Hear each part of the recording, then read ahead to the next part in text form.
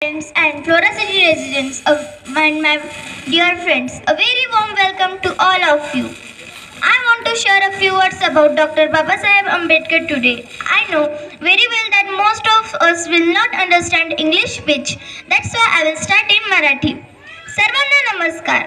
आज आपण डॉक्टर बाबासाहेब आंबेडकर यांची 134वी जयंती साजरी करीत आहोत. या पवित्र दिवशी मला आपल्याला बाबासाहेब आंबेडकर यांच्याबद्दल काही सांगू इच्छिते. बाबासाहेब आंबेडकर फक्त भारताचे संविधान निर्माताच नव्हते, तर ते एक महान विचारवंत, समाजसुधारक आणि शिक्षणप्रेमी होते. त्यांचा जन्म 14 एप्रिल 1819 रोजी महू येथे झाला. त्यांनी लहानपणापासूनच खूप संघर्ष केला, पण शिक्षण घेतले आणि उच्च पदवी प्राप्त केली. बाबासाहेबांनी समता, बंधुता आणि न्याय यांचे महत्त्व पटवून दिले.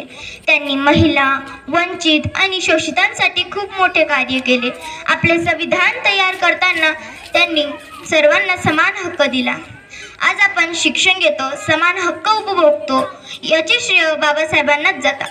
त्यांना शाळेत लहानपणी पाणी प्यायलाही मनाई होती, पण त्यांनी या सर्व संकटावर मात ठेवून लंडन स्कूल ऑफ इकॉनॉमिक्स आणि कोलंबिया युनिव्हर्सिटीमधून उच्च शिक्षण घेतलं आणि आपल्या ज्ञानाचा उपयोग समाजाच्या उद्धारासाठी केला.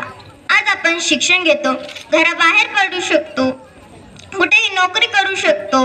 हे सर्व बाबासाहेबांच्या कष्टाचे आणि विचारांचे फळ आहे. ते नेहमी म्हणायचे, शिका, संघटित व्हा आणि संघर्ष करा, कारण शिक्षणामुळेच आपण समाजात बदल घडू शकतो.